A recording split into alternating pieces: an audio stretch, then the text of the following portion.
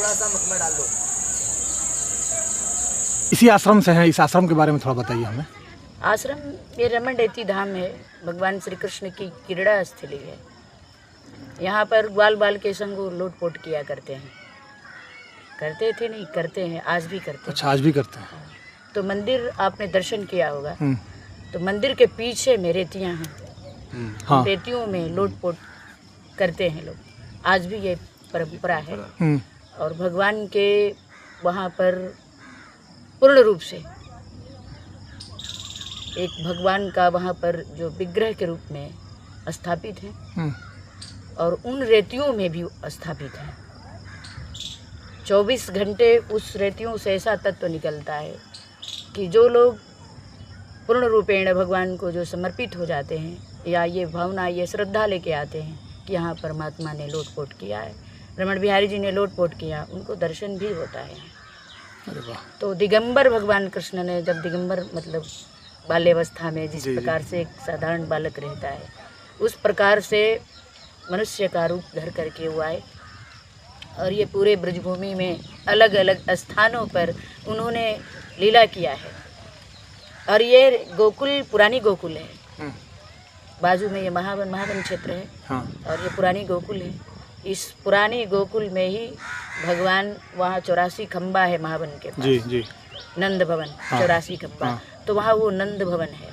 उस नंद भवन से निकल कर गोप वालों के संग वो यहाँ आकर नंग दड़ंग रेतियों में लोटपोट करते थे। गौ माता को चराते थे। और फिर जब थोड़े बड़े हुए तो गैया चराते थे।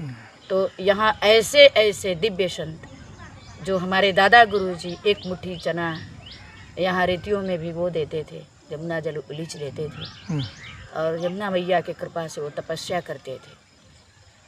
तपस्या करते करते एक दिन एक बालक वहाँ प्रकट होता है और कहता है, गोपाल तुम अकेले चना खाओगे? दादा गुरुजी का नाम कार्षणी गोपाल दास जी था। अच्छा। तो तुम अकेले चना खाओगे, मुझे भी दो। तो इतने ये निर्जन महाजंगल था, सिर्फ रेतियाँ थी, इतना विस्तार से आश्रम बना नहीं था। वो चौड़े में तपस्या करते थे दादा गुरुजी। ये यमुना महारानी ये घट करके कम होकर यहाँ तक आ गई हैं, वहाँ तक जाती थी। अच्छा। तो यमुना जल उलीच करके और रेतियों में चना ढक करके रात को छोड़ देते थे, तपस्या करते थे। सुबह में जब ही प्रसाद पाने बैठते थे तो वहाँ रमन बिहारी जी प्रकट होते थे। तो इतने वो तत्वदर्शी थे दादा गुरुजी, क्योंकि कुछ कुछ उनको अनुभव होने लगा कि इस निर्जन वन में एक बालक कहाँ से कौन आ सकता है, ये रमन बिहारी जी आ सकते हैं। तो ऐसे चना खाते खाते बहुत दिन बीत गए। जब वृद्धावस्था हो गई दादा गुरु की, तो एक दिन रमन बिहारी जी प्रकट होके बोले, गोपाल दास तेरा चना मैंने बहुत खाया है, मैं तुम्हारा ऋणी हूँ और मैं कुछ तुमको देना चाहता हूँ। तो महाराज जी ने कहा कि मैं तो संत हूँ, फकीर हूँ, मुझे क्या चाहिए? बोले मैं रमन बिहारी जी हूँ, यहाँ पर प्रकट होकर के तुझको दर्शन दे रहा हूँ, तो कुछ मांग लो। ब्रजरज में लोटपोट नहीं किए और यमुना महारानी के पान नहीं किए। गंगा मैया स्नान करने से पावन बना देती, लेकिन हमारी यमुना महारानी जो ब्रह्म स्वरूपा हैं, श्री कृष्ण स्वरूपा हैं, पूर्ण वैरांगिणी हैं, अनंता हैं, इनकी विचित्र विभूतियाँ हैं। इनको सिर्फ पान कर लेने से, पी लेने से आप ब्रह्म तत्व को प्राप्त हो जाओगे, रमण बिहारी लाल जी को प्राप्त हो जाओगे, रमण बिहारी जी मिल जाते हैं। तो रमण रेती लोट्यो नहीं कियो न यमुना पान, रे नृत्यो जान्यो नहीं ब्रजरज तत्व मान। ये ब्रज 84 कोस की महिमा है। आप ब्रज में चाहे पूरे ब्रज में डोल लो, लेकिन आपको ब्रज का दर्शन का फल प्राप्त नहीं होगा जब तक आप रमण रेती में आकर ब्रजरज माथे पे नहीं लगाते। वाह। यहाँ की महिमा इतनी है कि बीमारी दूर हो जाते हैं। एक से एक सड़े गले शरीर को लेकर यहाँ कुबड़े, अंधे, लूल्हे, लंगड़े सबको एक ऐसा प्रकाश से रमन बिहारी जी एक ऐसा तत्व भर देते हैं। अंधा पहुँचे लंगड़ा चलकर पहुँचे काशी रे, एक कहावत है, उसी प्रकार से जो रमण रेती में आ जाता है वो सब पूर्ण हो जाता है उसका। रमन रेती आश्रम का नाम का कुछ पीछे का महत्व बताइए। रमन रेती क्यों नाम पड़ा? रमण अर्थात भगवान कृष्ण, जी। रमण बिहारी जी। हम्म। रेती का अर्थ है धूली। हम्म। जिस धूली का हमने अभी व्याख्यान किया वही धूली जिसमें ब्रजरज है, हम्म। जिसमें लोटपोट की बात बता रहे हैं। अच्छा। तो इसीलिए रमण बिहारी जी ने इस रेती में, इस धूली में लोटपोट कियो है, इसलिए इसका नाम रमण रेती कह रही है। कलकल धारा तो यहीं से निकल करके और इधर 84 खंबा है नंद भवन, तो यहीं से वसुदेव जी भगवान कृष्ण को उस कारागार में जो मथुरा में है, आपने दर्शन किया? जी जी।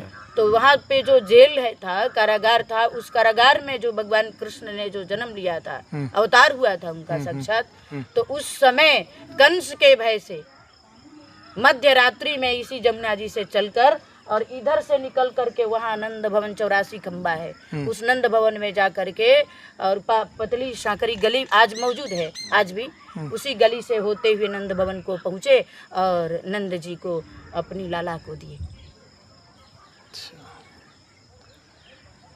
चलिए, तो आप अभी आपका निवास कहाँ हो रहा है? आप कहाँ रह रही हैं? हमारा तो बिहार प्रांत में श्री गुरु कारुण्य कृपा महाराज जी के नाम से आश्रम स्थापित है और इन्हीं की लीला, इनकी कृपा, इनके शरण में वहाँ पर हम लोग रहते और जब मर्जी यहाँ पर आ जाते हैं। बोलो जय श्री कृष्ण। जय श्री कृष्ण। रमण बिहारी लाल की जय। ये अभी जो ब्रज का 84 कोस की यात्रा जो चल रहा है, इस यात्रा के बारे में थोड़ा सा बताइए, क्या इसकी ये इतिहास है? ब्रज 84 कोस में भगवान श्री कृष्ण ने अलग अलग स्थानों पर अपना लीला किया है। उस स्थान का अलग अलग महत्व है, पूर्ण महत्व है, सबका महत्व तो बराबर ही है। भगवान तो समदर्शी, सब पर कृपा करने वाले हैं। लेकिन इस 84 कोस की भगवान ने जो महिमा बताई कि जो ब्रज 84 कोस की परिक्रमा करेंगे वो भगवान के गोलोक धाम में पहुँचते हैं। वैकुंठ लोक से भी ऊपर एक गोलोक धाम है, श्री कृष्ण भगवान का धाम। तो आप गंगा नहा लोगे तो पाप धुल जाते हैं, लेकिन यमुना जी महारानी का स्नान करके आप 84 कोस की परिक्रमा लगा लोगे तो आप गोलोक धाम पहुंच जाओगे, अर्थात ब्रज में ही निवास रहेगा। तो ये इस बार कुछ विशेष योग बता रहे हैं लोग कि 3 साल के बाद कुछ विशेष पुरुषोत्तम मास चल रहे हैं भगवान के। अच्छा, ये अधिक मास की वजह से? अधिक मास तो आप बहुत सारे लोग अधिक मास तो कह सकते हैं, लेकिन उसके आगे कुछ और कह देते हैं, तो वो नहीं कहना चाहिए।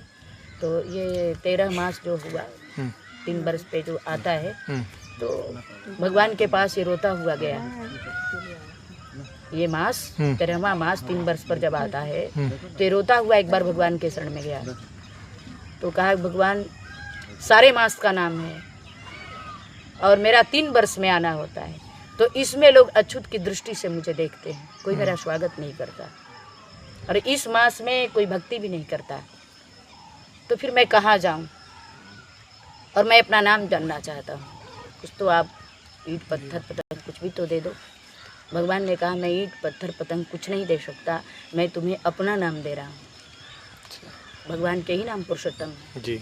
तो बोले मैं अपना नाम दे रहा हूँ और इस महीने का सारे मास से अलग महत्व होगा। इस महीने में तुम्हारा महत्व बहुत बढ़ जाएगा। इस महीने में जो योग तप साधना कथा प्रवचन जो लोग सुनेंगे वो मेरे धाम को पहुँचेंगे, उनकी सारी मनोकामनाएं पूर्ण होंगी। लेकिन इसमें एक शर्त होगा जीव के लिए कि इसमें कामना नहीं रखना है, ऐसा संकल्प नहीं करना प्रभु मुझे ये मिल जाए। सारे मास में संकल्प होते हैं तो कामना होती है, इस महीने में निष्काम संकल्प होना चाहिए, तो इसका और फल मिल जाता है। साध्वी जी की प्रेरणादायक विचारों और आध्यात्मिक अनुभवों को सुनने के बाद अब हमारी यह यात्रा यहीं समाप्त नहीं होती है। आप बने रहिए हमारे साथ, क्योंकि आगे हम आपको रमन रेती आश्रम के इतिहास, उसकी आध्यात्मिक विरासत और उसके गर्भ में छुपे हुए अनेक रहस्यों से परिचित कराने का प्रयास करेंगे। हम जानने की कोशिश करेंगे कि आखिर वो कौन सी विशेषताएं हैं जिन्होंने रमन रेती को सदियों से साधकों, संतों और श्रद्धालुओं की आस्था का केंद्र बनाए रखा है। यहाँ की परंपराओं, ऐतिहासिक घटनाओं, आध्यात्मिक मान्यताओं और इस भूमि की विशेष ऊर्जा को समझने का प्रयास करेंगे, ताकि आप भी इस दिव्य धाम को एक नए दृष्टिकोण से जान सकें। तो बने रहिए हमारे साथ, क्योंकि अभी रमन रेती की कहानी का बहुत बड़ा अध्याय खुलना बाकी है। राधे राधे। जय श्री कृष्ण।